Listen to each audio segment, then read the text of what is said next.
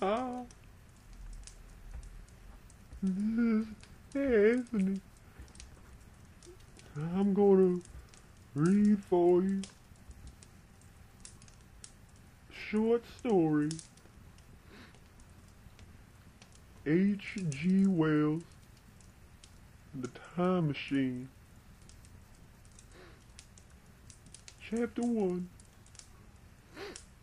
The time traveler, for so it will be convenient to speak of him, was expounding a reconded man to us. His grey eyes done shone and twinkled, and his usually pale face was flushed and animated. The fire burned brightly, and the soft radiance of the incandescent lights of the lilies of the silver caught the bubbles that flashed and passed in our glasses. Our chairs, being his patents, embraced and caressed us rather than submitted to be sat upon.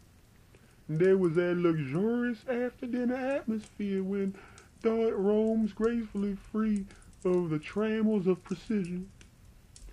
And he put it to us in this way, marking the points with a lean forefinger as we sat and lazily admired his earnestness over the new paradix, as we taught it, and his fecundity.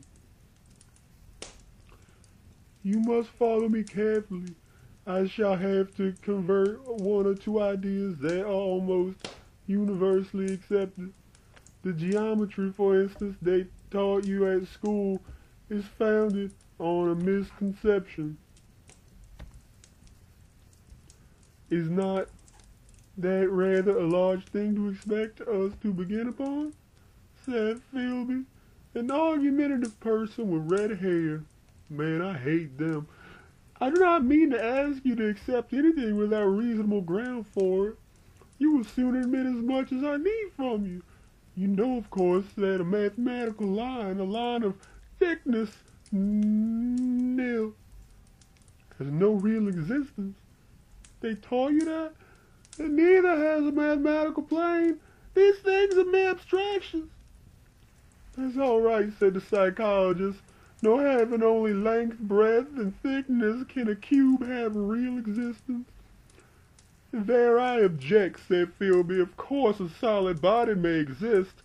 All real things, so most people think. But wait a moment. Can an instantaneous cube exist? Don't follow you, said Philby. Can a cube that does not last for any time at all have a real existence? Philby became pensive. Clearly, the time traveler proceeded, any real body must have extension in 4 directions. It must have length, breadth, thickness, and duration. But through a natural infirmity of the flesh, which I will explain to you in a moment, we incline to overlook this fact.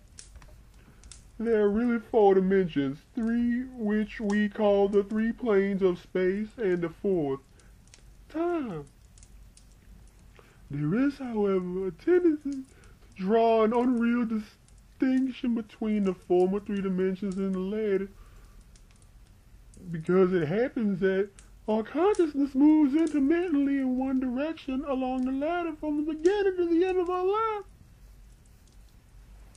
Hey, said a very young man, making spasmodic efforts to relight his cigar over the lamp.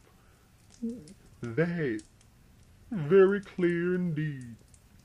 Now, it is very remarkable that this is so extensively overlooked, continued the time traveler, with a slight accession of cheerfulness. Really, this is what it is meant by the 4th dimension, though some people who talk about the 4th dimension do not know they mean it. It's only another way of looking at time.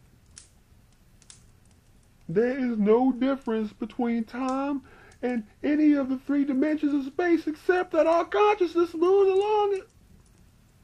But some foolish people have got the wrong side of that idea. You have all heard what they have to say about this fourth dimension. I have not, said the prov- provin- the provincial mayor. It is simply this, that space, as our mathematicians have it, is spoken of as having three references to three planes, each at right angles to the others. Some philosophical people have been asking why three dimensions particularly. Why not another dimension at right angles to the other three? And have even tried to construct a four-dimension geometry. Professor Simon Newcomb was expounding this to New York Mathematical Society only a month or so ago. You know how on a flat surface, which is only two dimensions, we can represent a figure of a three-dimensional solid, and similarly they think that by models of three dimensions they could represent one of four if they could master the perspective of things. See? Yeah, murmured the provincial mayor, knitting his brows. That's weird. He lapsed into an introspective state, his lips moving as one who repeats mystic words. Yeah, I think I do, he said after some time, brightening in a quiet, transitory manner. Well, I do not mind telling you I have been at work upon this geometry for four dimensions for some time. Some of my results are curious. For instance, here's a portrait of a man at 8 years old, another at 15, another at 17, another at 23, and so on. All these are evidently sections, as it were, three-dimensional representations of his four-dimension being, which is a fixed and unaltered thing. Psh, scientific people, proceeded the Time Traveler, after the pause required for the proper assimilation of this, know very well that time is only a kind of space. Here's a popular scientific diagram, a weather record. This line I trace with my finger shows the movement of the barometer.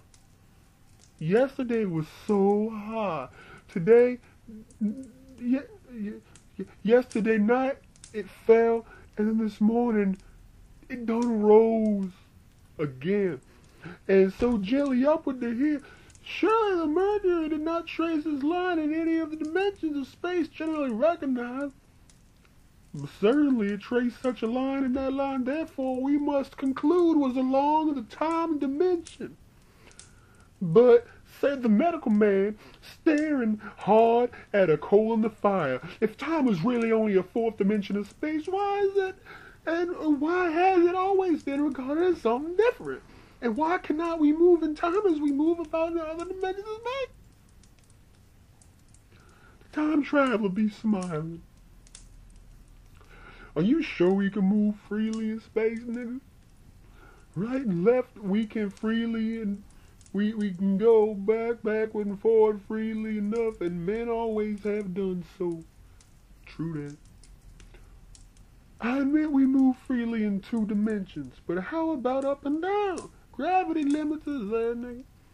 Not exactly, said the medical man. They're balloons.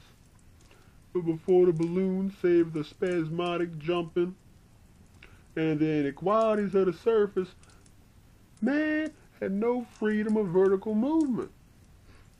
Still, they can move a little up and down, said the medical man. It's true. Easier, far easier down than up.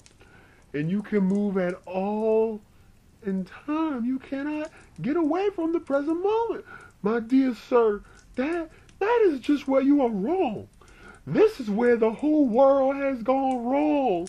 We are always getting away from the present moment. Our mental existence, which immaterial, have no dimension. passing along the time dimension with a uniform velocity from the cradle to the grave, nigga. Just as we should have traveled down if we began our existence 50 miles above the Earth's surface. But the great difficulty is this, interrupted the psychologist. You can move about in all directions of space, but you cannot move about in time. That is the germ of my great discovery. But you are wrong to say that we cannot move about in time. For instance, if I'm recalling an incident very vividly, I go back to the instance of its occurrence. I become absent-minded, as you say. I jump back for a moment. Of course, we have no means of staying back for any length of time, and any more than a savage or any animal has of staying 6 feet above the ground. But a civilized man is better off than a savage in this respect. He can go up against gravitation in a balloon. And why should he not hope that ultimately he may be able to stop or accelerate his drift along the time dimension or even turn about to travel in another way? Oh, this, began Philby, is all. Why not, said the time traveler. It's against reason, said Philby. What reason, said the time traveler. You can show black and white by argument, said Philby, but you will never convince me. Possibly not, said the time traveler, but you begin to see the object of my investigations into the geometry of 4 dimensions.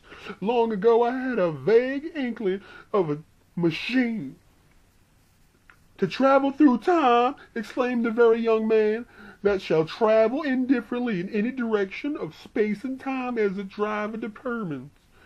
Philby contented himself with laughter. But I have experimental verification, said the time traveler. It would be remarkably convenient for the historian, the psychologist suggested. One might travel back to verify the accepted account of the Battle of Hastings, for instance. Don't you think you would attract attention, said the medical man. Our ancestor had no great tolerance for anachronisms. One might get one's Greek from the very licks of Homer and Plato, the very young man thought, in which case they would certainly plow you for the little go. The German scholars improved Greek so much. Then there's a future, said the very young man. Just think, one might investigate all one's money, leave it to accumulate an interest and hurry on ahead, nigga, to discover a society, said I, erected on a strictly communistic basis. Of all the wild, extravagant theories, began the psychologist. Yeah, so it seemed to me, and so I never talk of it until experimental verification, cried out. You were going to verify that? That's experiment, cried Philby, who was getting brain weary. Let's see your experiment anyhow, said the psychologist, though it's all humbug, you know. The time traveler smiled around at us, then, still smiling faintly and with his hands deep in his trouser pockets, he walked slowly out the room, and we heard his slippers shuffling down the long passage to his laboratory. The psychologist looked at us.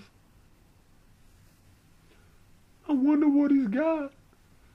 Some sleight of hand trick or other, said the medical man, and Philby tried to tell us about a conjurer he had seen in Jerusalem. But before he had finished his preface, the time traveler came back and Philby's antidote collapsed. Good. The thing the time traveler held in his hand was a glittering metallic framework, scarcely larger than a small clock, and very delicately made. There was ivory in it and some transparent, crystalline substance, and I know I must be explicit for this that follows, unless his explanation to be accepted as an absolutely uncountable thing. He took one of the small octagonal tables that was scattered about the room and set it in front of the fire with 2 legs on the hearthrug. On his table he placed the mechanism, and he drew up a chair, and he sat down. The only other object on the table was a small shaded lamp, the bright light of which fell upon the model. And there were also perhaps a dozen candles about. two in brass candlesticks upon the mantel, and several in sconces, so that the room was brilliantly illuminated. I sat in the low armchair nearest the fire, and I drew this forward so as to be almost between the time traveler and the fireplace. Philby sat behind him, looking over his shoulder. The medical man and the provincial mayor watched him in profile from the right, the psychologist from the left. The very young man stood behind the psychologist. We were all on alert. It appears incredible to me that any kind of trick, however subtly conceived and however adroitly done, could have been played upon this under these conditions. The time traveler looked at us, and then at the mechanism. "Well," said the psychologist, "this little affair," said the time traveler, resting his elbows upon the table and pressing his hands together above the apparatus, "is only a model. It is my plan for a machine to travel through time. You will notice that it looks singularly askew, and that there is an odd twinkling appearance about this bar, as though it was in some way unreal." He pointed to the part with his finger. "Also, here's one little white lever, and here's another." The medical man got up out of his chair and peered into the thing. "It's beautifully made," he said.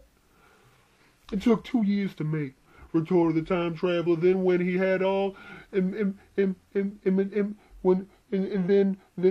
we had all imitated the action of the medical man, he said, 'Now, I want you to clearly to understand that this lever being pressed over sends the machine gliding into the future, and that this other reverses the motion. This saddle represents the seat of a time traveler. Presently, I'm going to press the lever, and off the machine will go. It will vanish, pass into future time, and disappear. Have a good look at the thing. Look at the table, too. Satisfy yourselves there's no trickery. I don't want to waste this model and then be told I'm a quack." There was a minute's pause, perhaps.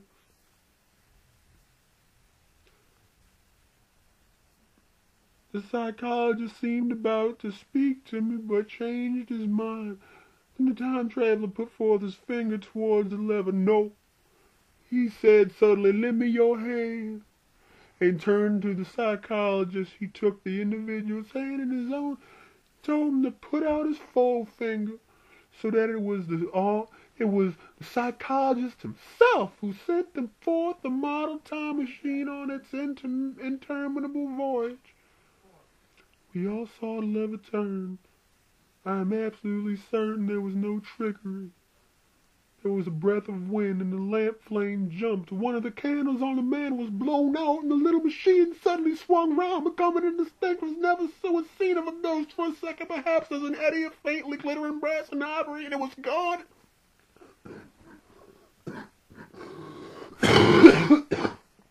Oh.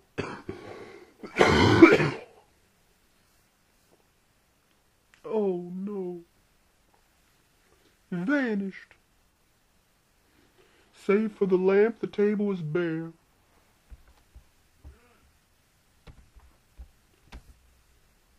Everyone was silent for a minute. Then Philby said he was damned. The psychologist recovered from his stupor, suddenly looked under the table, and the time traveler laughed cheerfully. "Well," he said, with a reminiscence of a psychologist, then getting up, he went to the tobacco jar on the mantel, and with his back to us, began to fill his pipe. We stared at each other. "Look here," said the medical man, "are you in earnest about this? Do you seriously believe that that machine has traveled into time?" "Certainly," said the time traveler, stooping to light and spilled the fire. Then he turned, lighting his pipe, to look at the psychologist's face. The psychologist, to show that he was not unhinged, helped himself to a cigar and tried to light it uncut. That dumb motherfucker. "What is more, I have a big machine nearly finished in there."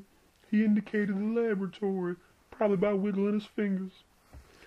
"And when that is put together, I mean to have a journey on my own account." You mean to say that that machine has traveled into the future, said Philby? Into the future or the past? I don't know for certain, know which. After an interval, the psychologist had an inspiration. It must have gone into the past if it has gone anywhere, he said. Why? Said the time traveler. Because I presume that it has not moved in space, and if it traveled into the future, it would still be here all this time, since it must have traveled through this time. But, I said, if it traveled into the past, it would have been visible when we came first into this room, and last Thursday when we were here, the Thursday before that, and so on. Serious objections, remarked the provincial mayor with an air of impartiality, turning toward the time traveler. Not a bit, said the time traveler, and to the psychologist, you think you can explain that? It's presentation below the threshold, deluded presentation, of course, said the psychologist and reassured us. That's a simple point of psychology. I should have thought of it. It's plain enough, and it helps the paradox delightfully. We cannot see it, nor can we appreciate this machine any more than we can the spoke of a wheel spinning or a bullet flying through the air. If it is traveling through time 50 times or 100 times faster than we are, if it gets through a minute while we get through a second, the impression it creates will, of course, be only 1/5. 1/50th or 1/100th of what it would make if it were not traveling in time. That's plain enough, nigga. He passed his hand through the space in which the machine had been. You see? He said, laughing. We sat and stared at the vacant table for a minute or so. Then the time traveler asked us what we all thought of it. Asked us what we thought of it all. It sounds plausible enough tonight, said the medical man, but wait until tomorrow for the common sense of the morning. Would you like to see the time machine itself, asked the time traveler? And therewith, taking the lamp in his hand, he led the way down the long hall, draughty corridor to his laboratory. I remember vividly the flickering light, his square broad head and silhouette, the dance of the shadows, how we all followed and puzzled, but incredulous at how there were in the laboratory we beheld a large edition of the little mechanism which we had seen vanish from before our eyes. Parts of nickel.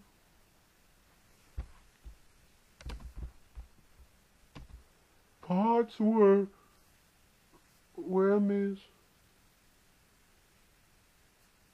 Okay.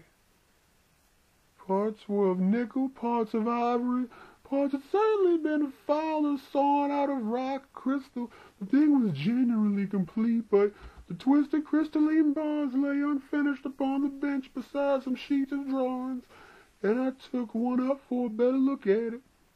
Quartz it seemed to be.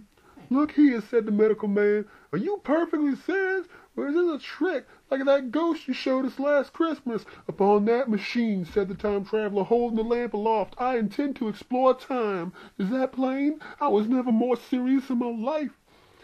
None of us quite knew how to take it. I caught Philby's eye over the shoulder of the medical man, and he winked at me solemnly.